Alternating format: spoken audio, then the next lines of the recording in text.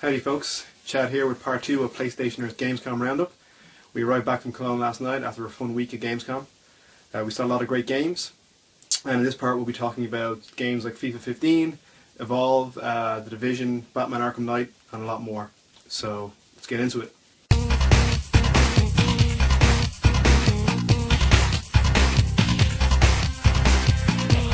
So first up is FIFA 15.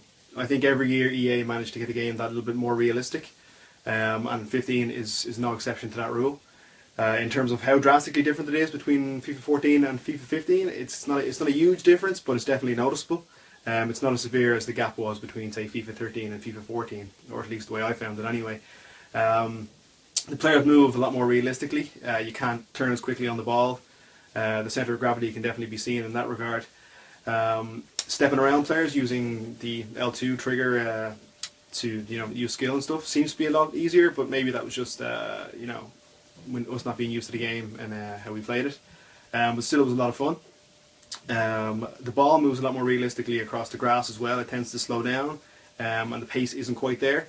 Same with when a player goes in for, say, a slide tackle and stuff. He doesn't quite slide as far as he used to. So I think the physics in that regard are a lot more realistic as well. What else is pretty good about it is that the keepers, they're not as unstoppable on legendary mode as they once were. So when you kick the ball at them, if you hit it hard enough, they will fumble it, drop it, smack it back if they have to, but they won't always catch the ball and hold on to it, which was a nice touch and really great to see. So I'm sure if you're a fan of FIFA, you're going to be getting the game regardless, and it is, as always, a fun game. I really enjoyed the time we had to play it when we were over there. It was a lot of fun. So yeah, I definitely recommend picking up FIFA 15 this time around.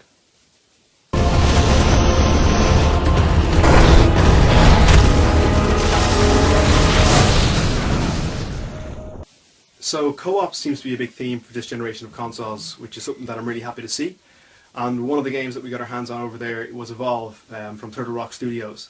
So this is the game where it's 4 players versus 1, where 4 players take on the roles of the hunting squad, and 1 player takes on the role of the monster, which is being hunted by the other team. This was a lot of fun. We played it twice. One where the guy playing the monster didn't care what he was doing and we killed him pretty quickly. The other where the guy playing the monster knew exactly what he needed to do. And that game lasted for maybe 20 minutes, which we ended up losing because he got to level 3. So the way the game works is that the monster, he must level up on the map by eating the flora and fauna. And he's 3 evolution stages. Once he reaches evolution 3, it's pretty much game over for the hunters. He becomes really, really powerful, and he's very hard to kill. He'll more or less one-shot you unless you know exactly what you're doing. So for the hunters, there's 4 classes: Assault, Medic, Support, and Trapper. We got to play all those classes. I personally played Assault and Medic. So Assault is pretty much what you'd expect. It's Full Metal Jacket. He's the guy who has the machine gun, the Gatling gun, he throws grenades, he's just there to deal heavy damage as much as possible. The medic is the guy who's going to obviously heal the team, so he can specifically target, or he can do kind of group heals. He can also hit the monster with trackers and some other stuff. The support guy is the guy who provides buffs to the team. I think he can go stealth if you pick a certain type of tracker.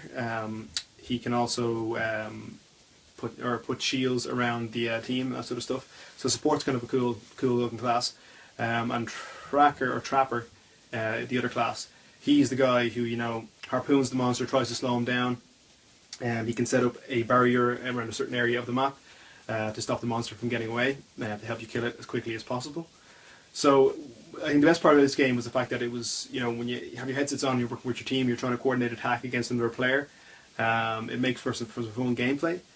And the fact that the monster is controlled by another player, means it's usually unpredictable. And if you're against a skilled player, it's going to be a big challenge and a lot of fun. So we had a great time playing it. The game's coming along really nicely. There are currently, I think, 8 classes you can pick from at the moment, or 8 hunters you can pick from at the moment, but there's a lot more coming to the game. So we're very excited to see what's going to happen next. I'm very much looking forward to playing it when it comes out.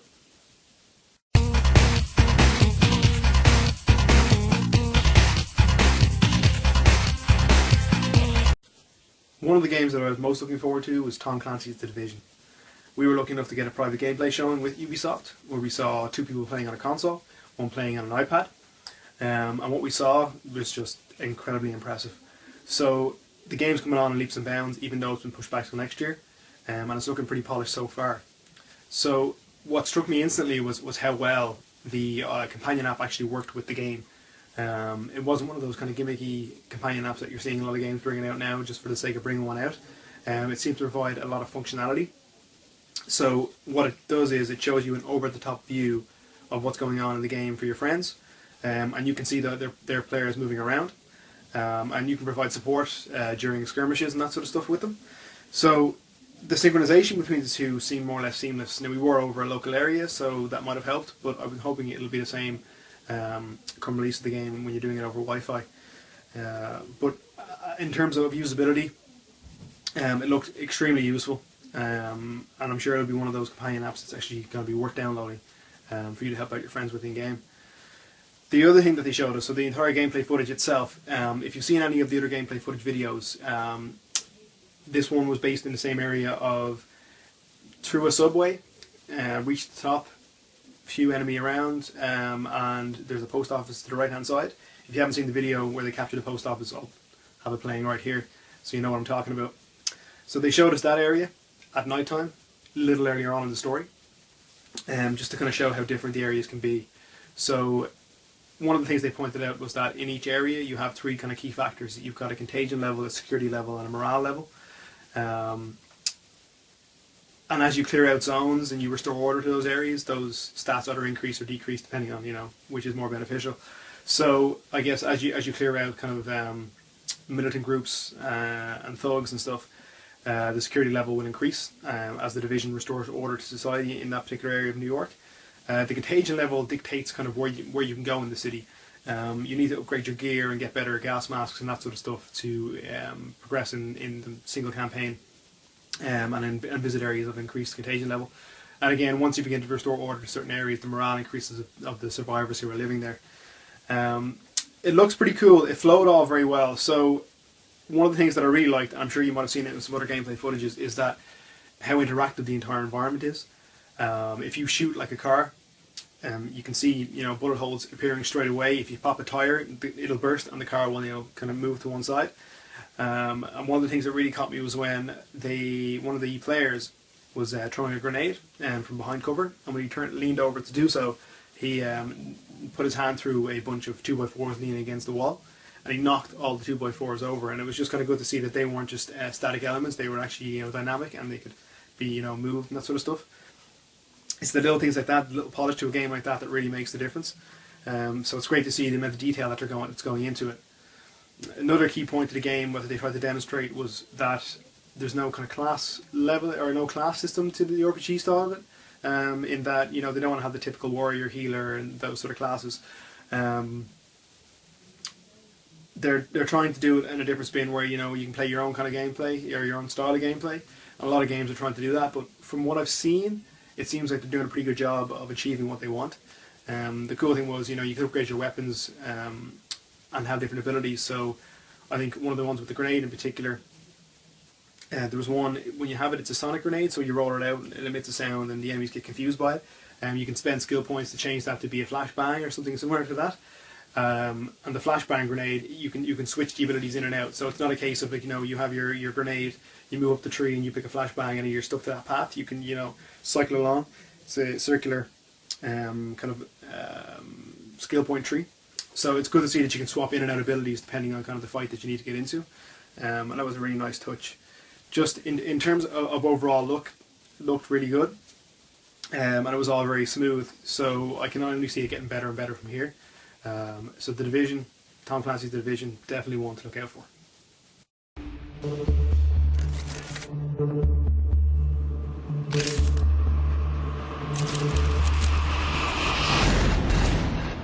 City's overrun.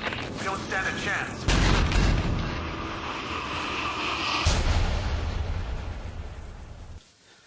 Batman Arkham Knight.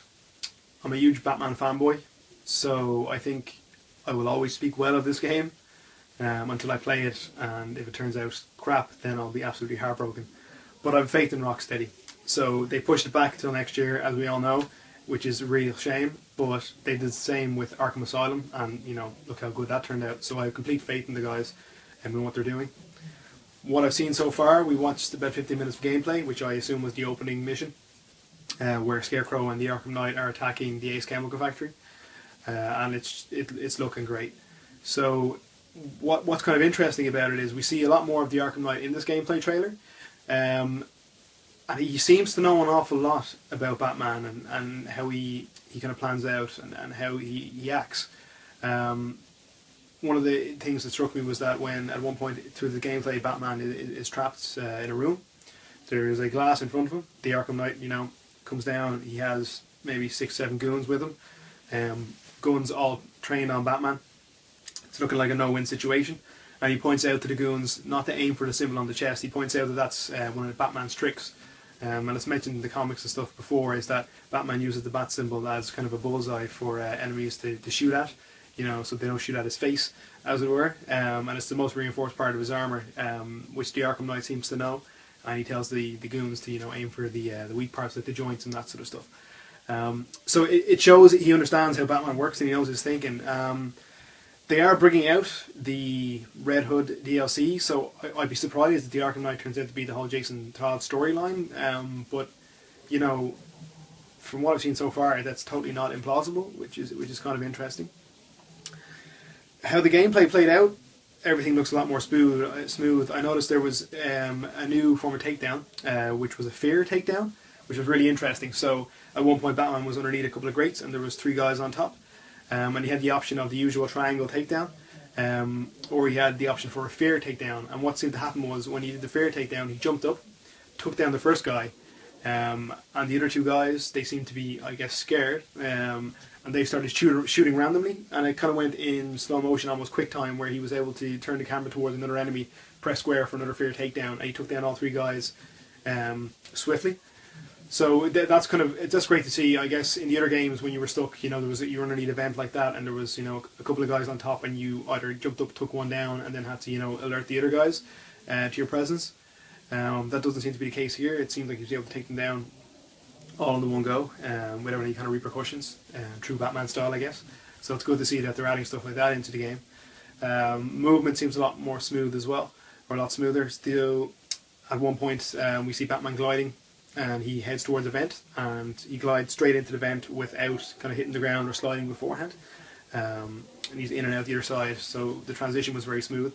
Same way he was grappling at one point, he grappled up to a shelf, and without ever stopping, he was able to grapple to the next shelf, which was also really nice. I know in the other games you can double tap X or whatever to fly through, but it seems you don't need to do that for continuous grapple now, which is really nice.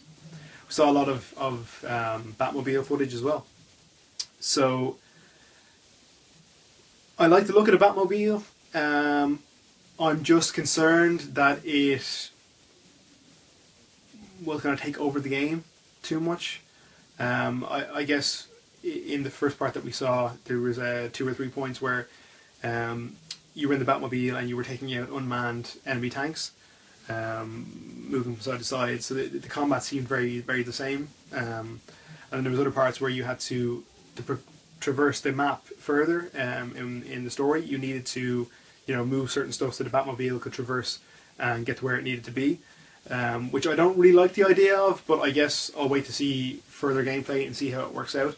But I hate the idea that you know, your progression will be dictated by having the Batmobile in a certain spot, so you'll have to do kind of just gimmicky side stuff to get the Batmobile where it needs to be.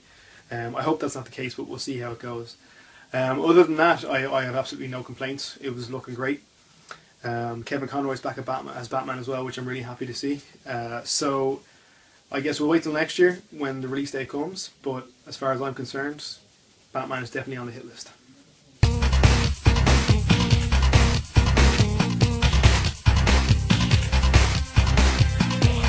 So, The Order 1886. Fuck me, that looks good. I got to play 5-10 minute demo of it, and my god, was it was one of the biggest teaser demos I've ever played in my life. Graphically, the game was probably the best looking game that I saw at Gamescom. It was phenomenal. In terms of gameplay, The first time I played it in German, unknowing how to change the audio. So it took me a while to figure out exactly what was going on and what the computer was telling me to do. For combat, it's an over-the-shoulder shooter where you take cover, you shoot at enemies and that sort of stuff. And one of the main guns you have is a Gatling gun that shoots out gas pellets. So you hold R2, say, to shoot those gas pellets out, and then you press R1 and you shoot a kind of a fireball, which ignites the gas and everything explodes. I didn't figure that out because it was in German at first. Eventually I figured it out though. But for the first while I was kind of shooting the Gatling gun, and the gas looks like smoke, so I assumed it was bullets hitting, and I couldn't figure out why the enemies weren't dying. But eventually, yeah, I figured that all out. Moving around, you're moving with from what I played, you're moving with the team. So they interact a lot as well, so they're providing a lot of cover fire and support. And at one point you're moving along, and when your team gets shot and he's down, so you have to provide support. So as you're dragging his body, you're shooting with the other gun in kind of a sequence event. And if you don't kill the enemies on the ledge before you reach the door, you die and you got to reset and start and do it again. But yeah, the gameplay itself was a lot of fun. In terms of storyline, we kind of know there's the secret society of the Order, and they're fighting an ancient battle with what appears to be some sort of lichen creatures. In the gameplay demo, we only fought humans, so I can't tell you what they look like in terms of gameplay or what it's like to fight against them. But the weapons that the Order are using are very advanced, as you know from the gameplay. And one of the things that I noticed is that you regenerate your health by drinking a potion that the Order seem to wear around their neck, which is kind of interesting. So they have the ability to heal themselves, which is pretty cool. I'm not sure how that'll play into the story, but it was really nice to see. Just overall, again, it was one of the games that I was most looking forward to see, and it really caught my attention. When I did get to play it in English and figured out what was going on, the acting in it, it's really, I feel it's going to be one of those games that has just a great storyline and is really immersive, kind of like the Uncharted series and that sort of stuff. So yeah, I'm very much looking forward to seeing how it's going, and I really can't wait to see what it looks like when it's finished. But right now, it's probably my most anticipated game. So definitely keep an eye out for the Order 1886.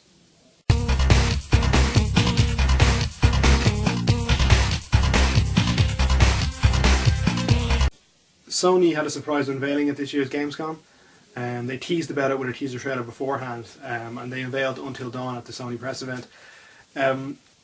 It was a game that was originally meant to come out a couple of years ago for the PS3, incorporating the PlayStation Move, and now they've kind of remastered it and done it again for next generation. I got to play probably about 10-15 minutes of it while I was there, and it was just okay. They asked you a bunch of questions before you start the demo, so it was like stuff like, what gender are you, if you see yourself as a leader or you prefer to be led, if you'd save yourself or you'd save your friends, if you find suspense or gore more horror. So I'd be interested to see if that tailors the game to suit your needs more. Obviously I didn't get to try that out, but I'd be interested to see if they can procedurally generate stuff like that. As the game, or in terms of gameplay, it's a weird kind of view. So it's kind of a static camera a lot of the time on where you're moving. If you move the controller, it moves your torch up and down or where you want to look. During kind of cutscenes, you can move the character's head and various other things. All kind of gimmicky, if you ask me. It wasn't that good. In terms of scariness, there were certain parts throughout the demo where I was kind of a bit suspenseful, as I find suspense more of a horror factor myself. But nothing really got me. There was one part where I walked through a door and a scary, zombie face appeared at one point, which I don't think the characters in game saw.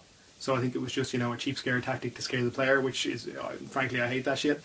But it's there to be done. In terms of is it like a teen horror flick? Very much so. The characters very much seem like they're from a teen horror flick. I think the demo I was playing was maybe a third of the way through the game or something, where one of your friends has gone missing and it seemed like two of your friends are dead. Although I was under the impression that in the gameplay you could save all the people, or you could let everyone die. So I'm not sure if that is coming in or not to the game.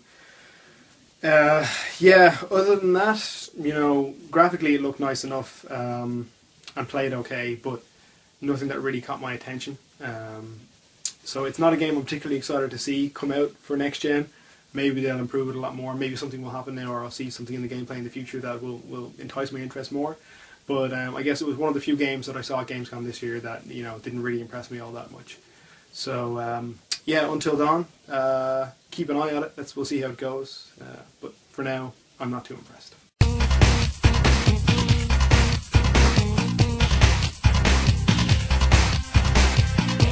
Gamescom this year had 2 zombie games in particular that I really wanted to check out. So one was Dead Island 2 and the other one was Dying Light. In terms of kind of gameplay and stuff, they both kind of play very similarly, I guess. I guess in terms of combat, they're very similar. In Dead Island 2, that's pretty much what you got in the first one, with slightly better graphics and maybe a little smoother gameplay. So the gameplay demo that I got was about 10 minutes long. It was a multiplayer map, and it was just the usual. You start off with a couple of weapons, a gun, baseball bat, machete, or whatever it might be. You pick up parts as you go, and your weapons eventually upgrade. And you fight multiple zombies over and over again. It was okay. It looked nice and it played well, and it was kind of fun. It's always good to play with your friends and stuff. But I'm pretty sure it'll be just like the first game in that it'll be good fun or good crack for the first while, but it won't be the sort of game that keeps your attention for a long enough time. Dying Light, on the other hand, I wanted more from this game. I really hoped it would have more kind of in-depth gameplay to it. The trailers before made it seem like the free running aspect was going to be really important, and you had to make sure you were careful in how you approach zombies and that sort of stuff. But the gameplay that I got while I was there, the zombies posed very little threat, if any. You could run by them, free running, not a problem, and they wouldn't bother to chase you. So you didn't have to plod your path around them or worry about where they were going to be. One of the things I did like about it was that when you were fighting zombies, if you were using like a bat or whatever, and you cracked one of them in the skull or you cracked them in the ribs or something, if it was a nice clean crisp shot, it does kind of a slow motion, kind of slightly zoom in and shows a 3D x-ray of their skull or whatever it might be, and they crumple to the ground pretty badly. When they're on the ground, they're not necessarily dead, so you might have to beat their corpse a few more times just to make sure that they're fully dead. The other part of the gameplay was just a matter of kind of capturing save points throughout the map for your player to use in. So it was good. The free running wasn't bad. I guess I don't know if it was good as say something like Mirror's Edge was in first person free running, but it was okay. Again, I wanted more from the game, and I'm hoping before it releases I'll get what more I'm looking for, but we'll see how it goes. So Dead Island 2, fun, much like the first one. Dying Light, I want more, but we'll see how it goes. So yeah, keep an eye out for those 2 games, and we'll see how they progress.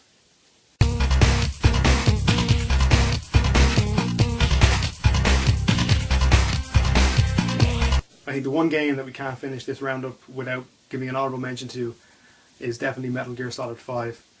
I know everyone here on the site, or everyone who works for PlayStationer, is huge Metal Gear fans. One of the main reasons I got kind of into gaming and stuff with my first PlayStation. And what Hideo Kojima seems to have done with Metal Gear Solid 5 is kind of beyond expectation. I was at the Hideo Kojima event, which they streamed live on Twitch as well, so some of you might have seen it. And the gameplay that they have incorporated, I was a bit skeptical at first about the whole open world thing, the fact that you didn't need ration packs and that stuff anymore. But they just look like they fucking nailed it.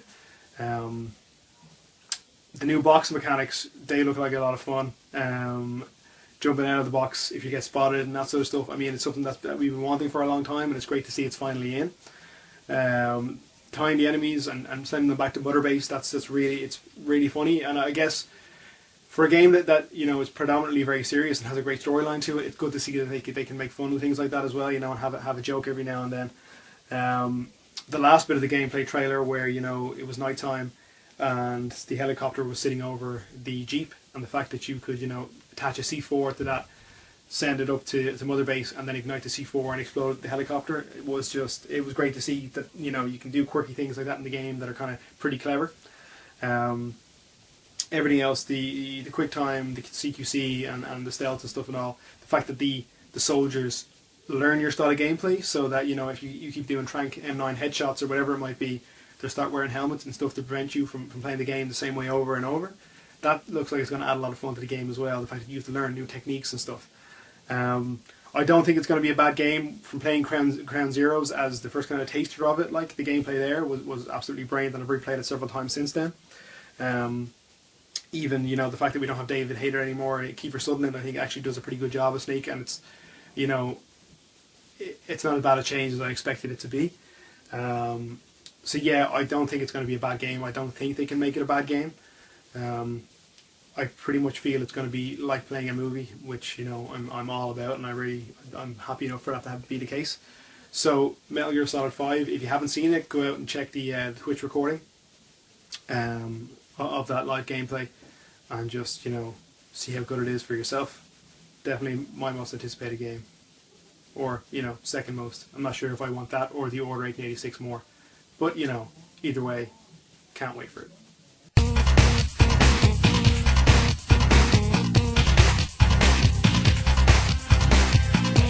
So that pretty much covers it for our Gamescom roundup. I hope you guys enjoyed it. I hope you guys liked the new kind of video layout that we're trying to go on here at PlayStationer. We will have the podcast at some point later this week or maybe next week, where we'll talk more about Gamescom. It'll be a Gamescom specific podcast, so do check that out. And again, thanks for watching. Follow us on Facebook, Twitter, and all that good stuff. I'm sure the links are all here. So yeah, appreciate it. Stay with PlayStationer.